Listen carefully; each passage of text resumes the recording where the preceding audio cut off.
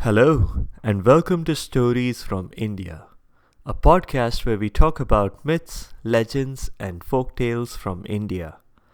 I'm your host, Narad Muni, and I'm a mythological character myself.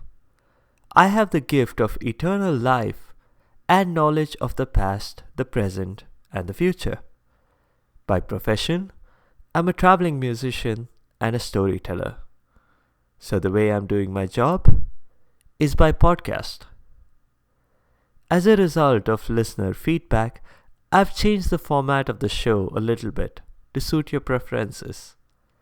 The characters of the week are now a separate mini episode by themselves.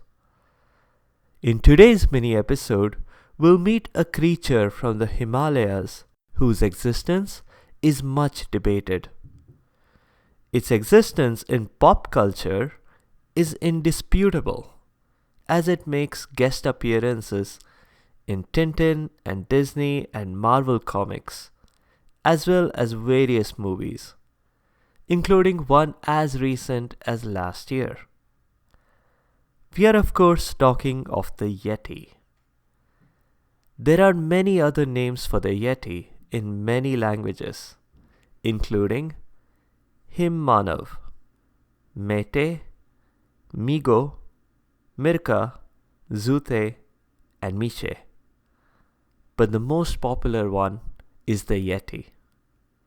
And yes, the Yeti is an international creature.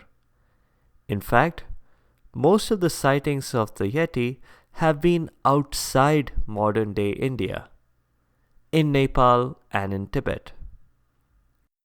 The earliest reports of the Yeti date back to the time of Alexander the Great.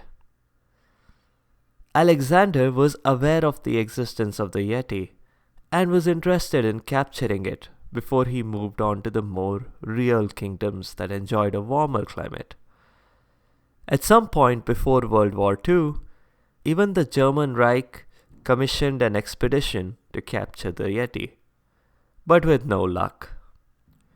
The legend of the Yeti picked up speed in the 1950s with early mountaineering expeditions in the Himalayas, including the one featuring the very first people to climb Mount Everest, Tenzing Norgay and Edmund Hillary.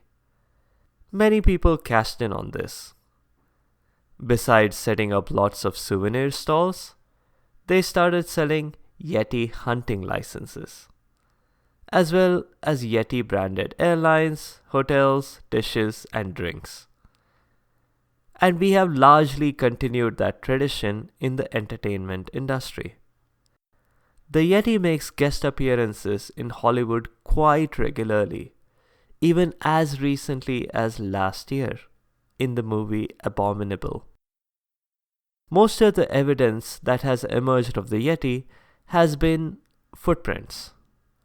Really large footprints. You see, the Yeti wears size 18 shoes, and no one else in that area does, not even bears. Other than that, a lot of the evidence has been various hair, claw, and nail clippings. Whatever little testing has happened on those samples have definitely not indicated a previously unknown species. Instead, testing proved they came from bears and goats. Conveniently, there have been 0 sightings of the Yeti since the invention of the cell phone camera. Not unlike other cryptids all over the world, including Bigfoot in North America and Bunyip in Australia. Most of the expeditions mentioned here, as well as others that claim to have seen the Yeti, concluded that the Yeti is actually just an unusually large Tibetan bear, possibly 7 feet tall. Bears are known to walk upright sometimes. Besides, most footprints in the snow look larger over time as wind and other effects erode the edges.